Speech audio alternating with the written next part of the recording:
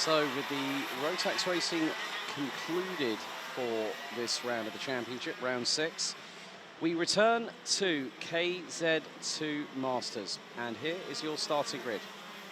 Well, having picked up the win in the pre-final, Wesley Duval continues his win streak at the moment, starts from pole position. Glenn van den Hoek starts alongside on the front row with William van der Kaaij on row 2, joined by Buzz Steen in the 136. Mark Verhoeven and Edgar Oosting round out row number 3 ahead of William Kuster and Germany's Sebastian Holger. Martin Versteeg and Gert van den Brink round out the top 10 ahead of René Kleven and Germany's Kevin Korn in the number 118. Niels Kuster, I'm sure, will not be a starter in this one. So we'll have 12 drivers running in this race up to the checkered flag. Of course, it'll be another 13 minutes plus an additional 2 laps of racing. After this, we'll conclude the show here on the live stream with KZ2.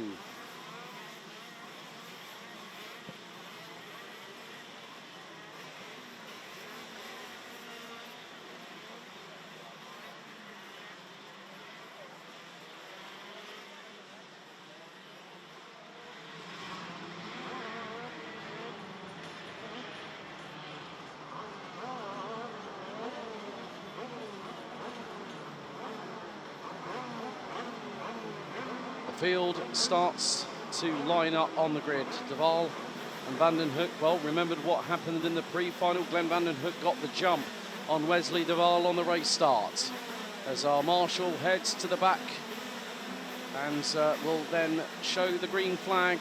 Marijn on the front of the grid will instruct the drivers to look at the lights.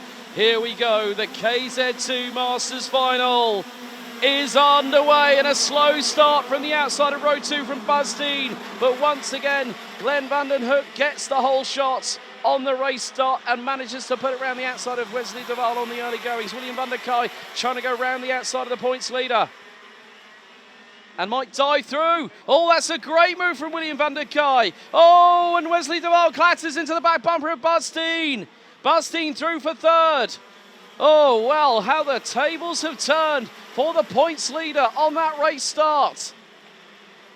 Glenn van den Hoek leads the way. William van der Kaaij up into 2nd. Buzz Steen 3rd. Wesley Duval 4th, but I would probably hazard a big guess here that he won't stay there for long. He's being chased down by Mark Verhoeven in the number 162. Well, actually, no, scrap that. It's the 196. Sebastian Holger, the German, jumped 3 places on the initial start phase and got through up to 5th. Edgar Oosting diving up the inside of Mark Verhoeven through at turn number 2 and made the move stick. Great move there by the 102 on the Sodi karts. Oh, and another mistake there from Mark Verhoeven. He's lost a couple more places. Could be William Kloster and Gert van den Brink that have gotten through. It was the case.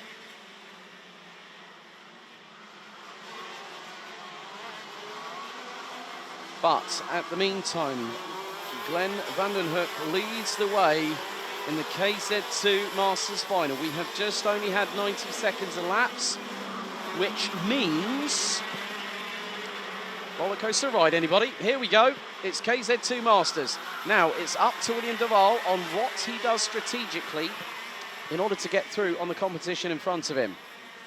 So we've got 3 drivers to negotiate. He's bested them once already, twice today, both in time qualifying and in the pre-final.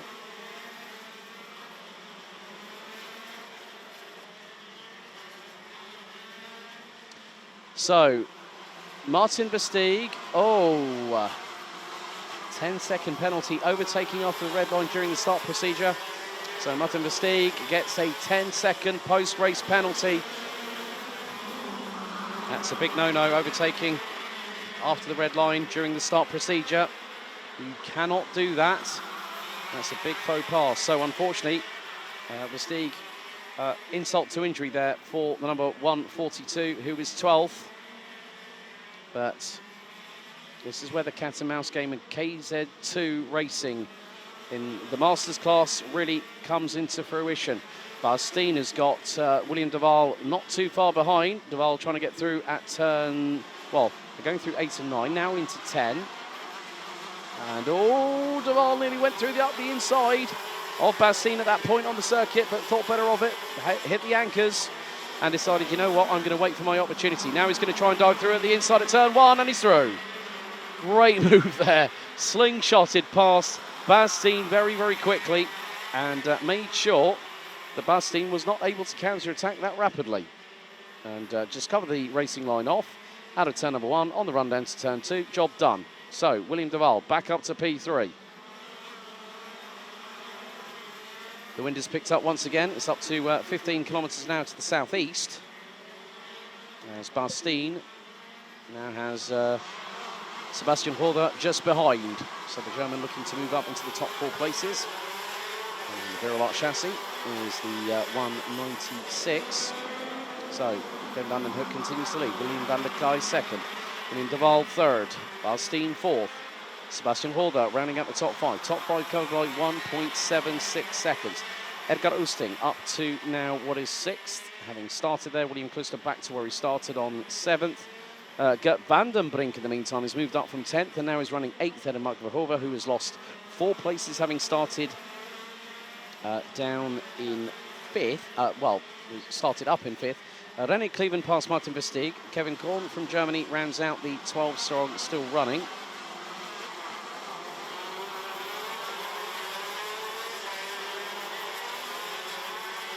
So this is going to be very, very crucial. Now William van der Kaaij under threats from William Duval. Oh, van der Kaaij looks over the right shoulder. What is Duval going to do? He's going to... Oh, he stuck his nose up the inside and decided better of it. Just get William van der Kaaij sort of going, is he going to go left? Is he going to go right? Well, he's got to go right because it's a right-hander coming up. Yes, but that doesn't stop people from throwing the Hail Marys round the outside, I can tell you that much. Kerpen, remember Thierry if someone might remember a certain driver by the name of Thierry Del Rey round the outside, which was absolutely priceless, and both myself and Friedfeld we were like 2 kids in a candy store at that point. But things are gathering up pace at the front end of the field. There's a top 5 squabble, a quintet at the front end of the field, covered by less than a second. Sebastian Horder now making his impact felt in this, wanting to give his 2 cents to the party. But William van der Kaaij, sticks his nose nearly up the inside of Glenn van den Hoek going through into turn number 4 here on lap number 8. And Sebastian Horder, new fastest lap of the race, 44.057.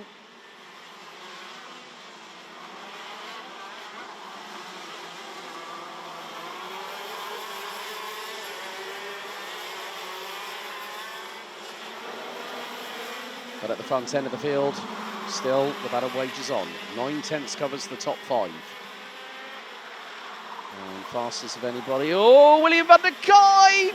Big overstep there, and he's made a mess of it.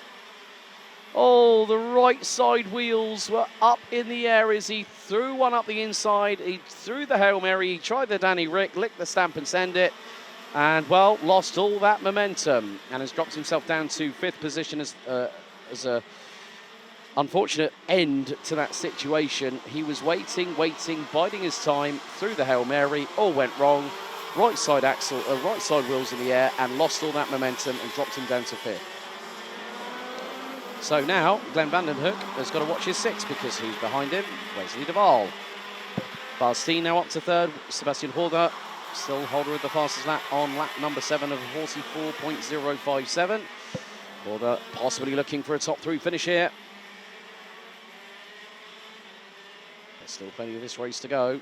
We've got KZ2 running out the order and the finish here at round 6 before we head back to Sekkenberg on the 13th of October. The penultimate round of the championship season, and that will be just 1 week before those drivers that have qualified for the 25th anniversary of the Rotax Max Challenge Grand Finals will head to the shadows of Mount Vesuvius in southern Italy. It's a wonderful sight, it's a wonderful circuit. And Wesley Duval sticks his nose out to Glenn van den Hoek. Van den Hoek knew something might be there. An apparition over his right shoulder. Well, it's not an apparition, it's not a mirage, it's actually a physical driver and cart behind you. Because now look at how Wesley Duval is closing in on Glenn van den Hoek through 6 and 7 at the chicane.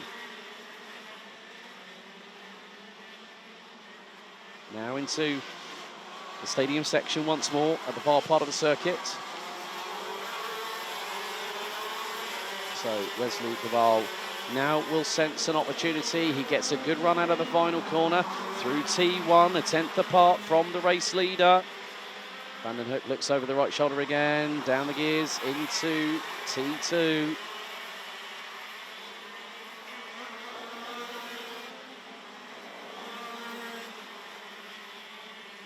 But Duval is just calmly getting on with the business at hand, looking to continue his winning run this season.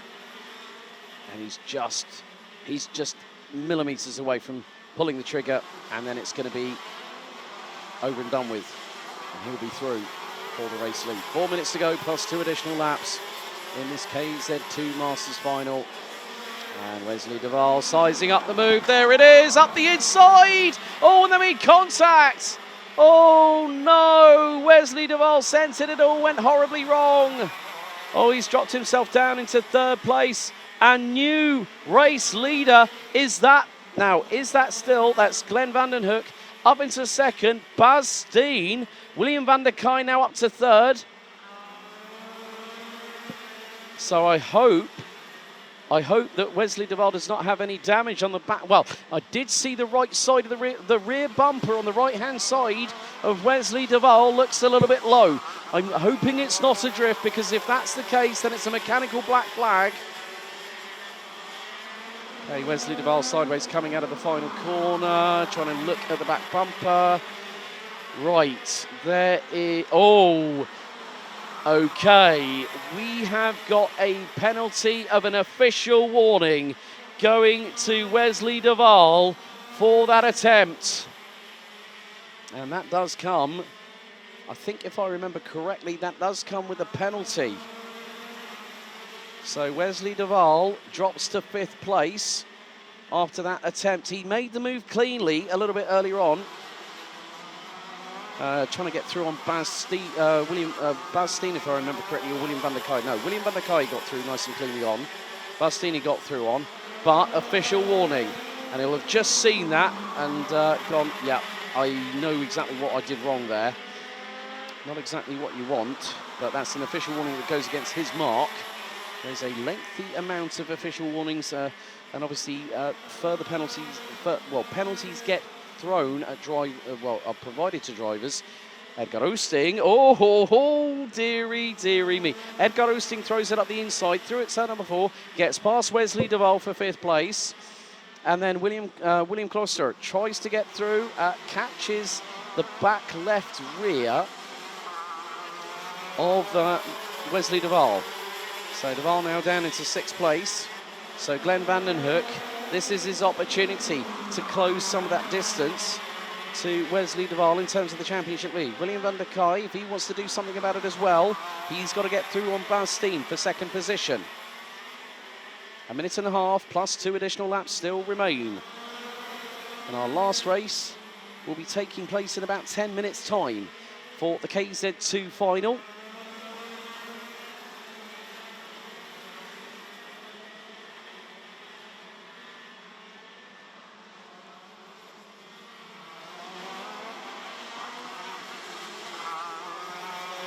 So, new fastest lap set a few laps ago by Wesley Duval, a 43.503. But it is going to be a freight train, 6 of them at the front end. Bas Steen looking for a move, didn't try to force the issue there. He showed his front bumper to Glenn Vanden Hoek as if to say, right, you might be leading, but I'm not Wesley Duval. I'm Bas Steen. I'm going to try and get past you if I can. And if the door opens for Bas Steen, if he makes the move through, that could possibly open the door for William van der Kaaij. Van der Kaaij is Vanden Hoek's closest protagonist in the championship fight this season. They weren't that far apart coming into this round of the championship. But Glenn Vanden Hoek brings us on to the second from last lap. 0.3 of a second ahead of Bas Steen. William van der Kaaij about a tenth and a bit back in third. Sebastian Horther in 4th. So the Germans still in the opportune prime pound seat for a podium.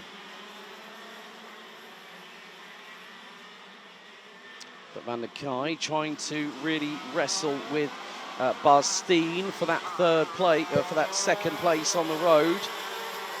2.06 kilometres remain. That's 2 laps for the man at the front end of the field, Glenn van den Hoek, who will hopefully, as the way things stand, he will break Wesley de Waal's win streak, which has been multiple double header victories. And it will add another dynamic to the championship, which heads into its penultimate round in 4 weeks' time. 5 weeks from now. Effectively, the drivers at the grand finals will be getting their carts allocated to them.